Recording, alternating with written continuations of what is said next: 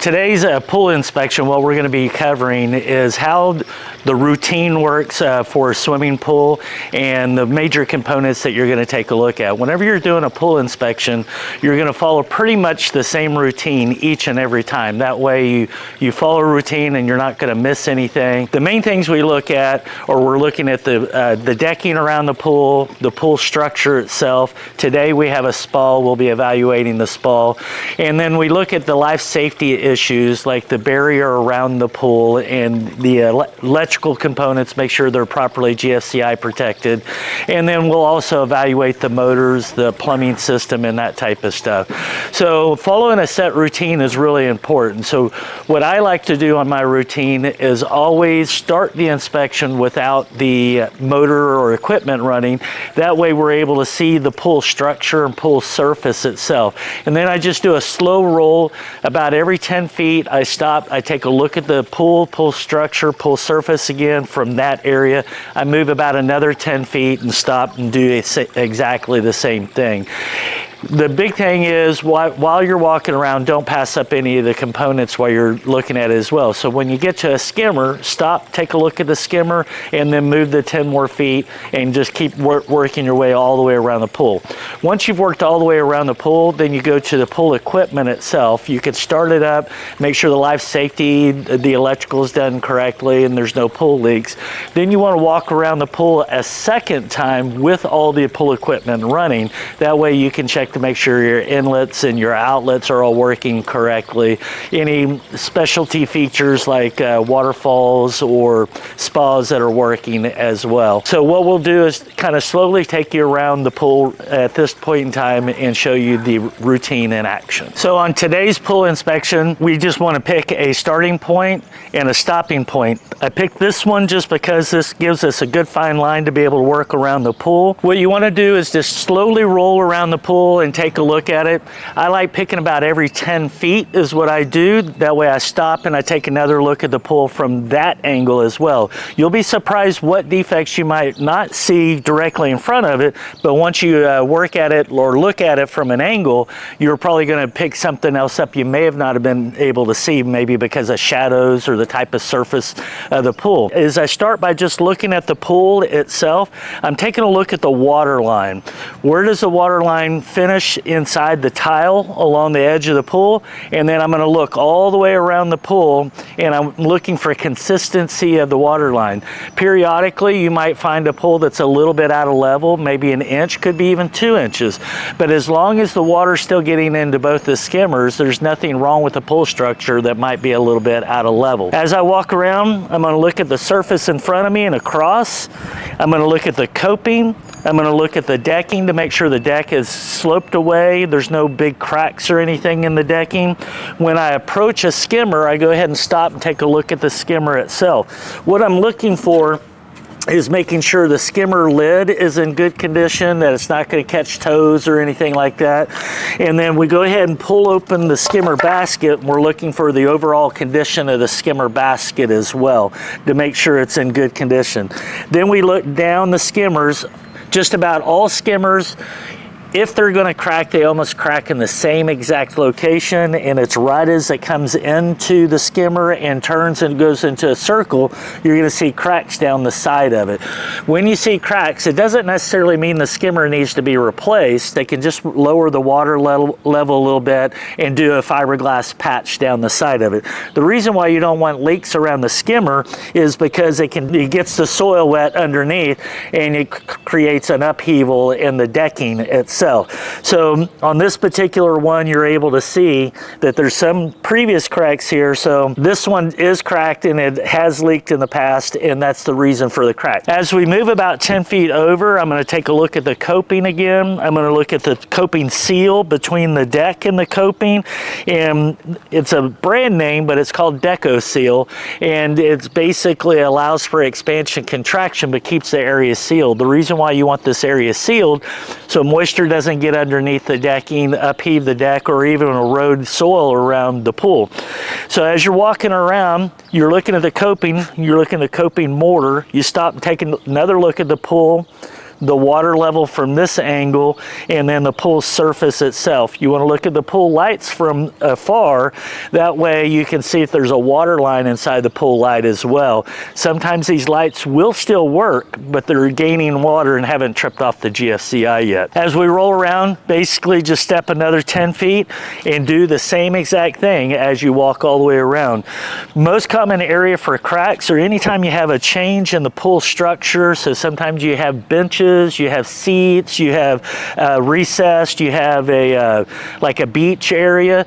Look down those little spots right there. If there's going to be a crack, they often occur right there in those changes in direction. So as part of the pool inspection, if you have handrails, you want to make sure the handrails are in good condition, they're secured in place, and they're sturdy. So if people are entering and exiting the pool, they're able to use these to help get in and get out. So as we're moving around the pool again, about every 10 feet, stop, take another look at the decking. We have some cracks in the decking. Take a look at the sealant between the coping.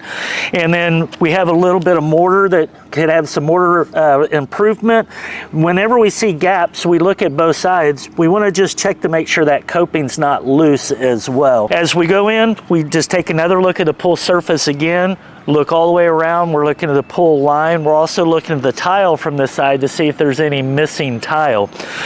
We also want to take a look at the drains and the drain covers. So there's no set requirement by code to how many drains to have. So if you only have a single drain, you definitely need an anti-vortex cover. But if you have two drains and they're not more than 4 foot apart, you still need anti-vortex covers on them as well. On this one, we have 3 drains. This is good for safety reasons. It helps prevent entrapment on the drain covers. As we're moving around, we're getting close to the skimmer again. And what we're able to do is take a look around the skimmer, see if there's any upheaval. Just like we did previously, we're going to take the cover off, overall condition of the cover.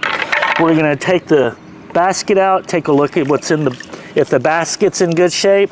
And basically what we're trying to do is prevent big stuff from getting pulled into a skimmer and going in heading towards the filter. Then we just take a look. We're looking for cracks along the sides again. This has a trap weir on it, so we want to make sure that trap weir door is working correctly as well. Another thing that you're able to do is whenever you open up one skimmer, pay attention to the water line inside that skimmer, and then when you get to the second skimmer on the opposite side of the pool, you want to take a look at the water line inside there. Sometimes that can tell you the pool is a little out of level. As we work our way around, we do exactly the same thing. Is the decking sloped away from the pool coping, deco seal? And then we get to the stairs. We want to look at the stairs. On this particular one, we can see some pitting on the nose. So we're going to report that to our client to let them know that some minor resurfacing might be necessary. On this particular pool, we have a pool autofill. So what we want to do is make sure our autofills are working, and we take the cover off again, inspect the cover to make sure it's in good condition. And then on this one, it has a little float valve. You just want to move the float valve and see that it is pushing water back into the pool. So at this point in time, we've made it all the way around the pool. So we've looked at the tile, the condition of the tile. Is there any missing tile? The water line all the way around the pool. We looked at the overall condition of the decking all the way around the pool. And then we take a look at the spa to make sure the spa is working correctly. On this particular spa, since it's a raised spa that's higher than the pool level, we want to look at the pool equipment itself to make sure that there's a check valve. If you notice on this particular spa, the water line is dropped inside here, so either the check valve's not working or there's a lack of a check valve, and what's happening is the water's trying to equalize and be the same level as the water in the main pool. So we evaluate the spa just like we evaluate the pool. We look at the coping on top, the stone, we look at the tile, we look at the water line, we make sure there's good drains, and that the spa light is working as well. On this particular spa, the spa light's not working, so another item that we're going to call out in our inspection report. From here, we're going to go to the equipment, start the equipment, and then we're going to walk around the pool one more time with the equipment running, so we can see that our water's moving back in, the skimmers are pulling water, and that the water level is in good shape. After we've done a visual of the pool structure, we're going to go to the pool equipment and take a look at the pool equipment. Your major components of pool equipment are going to be your above ground plumbing, your filtering system, your control panel, and your pumps. Today we're going to start with the pool filter. So you're going to have 3 different type of filters that you're going to come across during your inspections. Like on this one, you can notice the size and the shape of it. Just by the size and shape, we know this one is a sand filter, but you do want to identify and put in and document in your report what type of filter is in place. So you're going to either have a sand filter or cartridge filter or a diatomaceous earth or DE filter. And the part of the documenting is just so the consumer knows what they have. What we're going to look at is the condition of the pool filter gauge. One of the things we want to look at is the condition of the filter gauge itself. Is it broken? And is it reading correct pressures? What we're looking for is a PSI between 5 and 20. So it's a 15 PSI window is what we're looking for. Anything over 20 PSI is high pressure. Anything under 5 PSI is low pressure. Do an overall condition of it, and some of them have rings on them, and you want to check to see if the seal is in good condition or is it leaking. Then we just kind of do a visual of all the plumbing equipment that goes around it and take a look at the plumbing valves. So since we've taken a look at the filter, next we want to look at the rest of the equipment. We want to look at the control panel, the pumps that are in place, the above ground plumbing, the different valves that are in place. We're not going to be operating the valves, but we do want to do a visual inspection of the valves to make sure each valve has a valve handle as well. The control box needs to be secured to the wall. You're going to come across several different type of control boxes. On this particular one, it has a timer. It's a simple one that has a timer and an on-off switch as well. We want to look at make sure it's secured to the wall, all the electrical components are in conduit, and then we look at all the above ground plumbing at each one of the valves. We take a look at the motor. On this particular one, it's apparent that there is a small leak at this particular motor that we're going to be reporting to our clients. We want to make sure the conduit goes all the way to the motor and is attached to it, and then also that it has its external bond to the metal housing that we can see. Next, we'll start the equipment and do a visual of the equipment running. What we want to do is look at all the plumbing components. If there are any type of water leaks, we're going to look through the clear cover to make sure that the water's circulating through the pump like it's supposed to. One of the things that you're going to be doing during the inspection is when the motor is running, you're going to be listening to the motor, because if you get a really high-pitched squeal, that means the brushes are going bad or the bearings are going bad in the motor, and that's something that you want to report to your client as well, that the motor is at the end of its serviceable life. So this is what a motor should sound like. So while we're at the pool equipment, what we want to do is take an overall look at the electrical. These are the breakers that go to the pool equipment, so it should have 3 foot of clearance in front of it. This is a sub panel, so you should inspect it just like a sub panel. If you notice, there's no GFCI breakers in here. Several years ago, they changed the standards that say all the electrical components for pool equipment should be 100% protected by GFCI.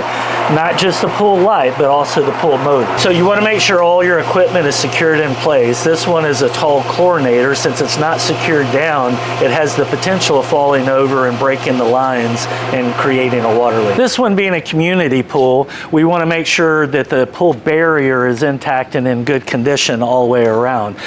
Communities are a little bit different than residential, but they should have a child safety barrier that goes around them. Ideally, you don't want more than 2 inches of clearance around the bottom of them, and openings no more than 4 inches in between each one of the railings. You want the gate lock to be 54 inches from the ground, and that helps keep it out of reach of children. When you open it up, this gate should actually open outwards away from the pool, and the concept or idea behind that is if it opens away from the pool and comes forward but doesn't lock all the way, children normally walk up and push on something before they pull on something, so it would lock the gate before they had a chance to open the gate. So to finalize your pool evaluation, Okay, we've already done the beginning work. We've done a full visual of the pool and the pool equipment. Now that we have the pool equipment running, we take one more pass around the pool again to make sure we have water going into both of the skimmers, that our inlets are putting water in, our pool lights are working, and the pool lights are on GFCI and operating as well. Now that the water's flowing, we can turn on the jets to the hot tub to make sure that the hot tub's working like it's supposed to. So just kind of recap on the overall evaluation. We looked at the pool structure, we looked at the water level, we looked at the condition of the tile, we looked at the condition of the coping, we looked at the condition of the steps and the stairs and the handles, and the decking all the way around the pool. We did an overall evaluation of the filter, the motors, the electrical components, and the control box as well. Typically for a general home inspection, you should, on a pool a lot like this, you should know that it's going to add about 20 minutes to your home inspection time.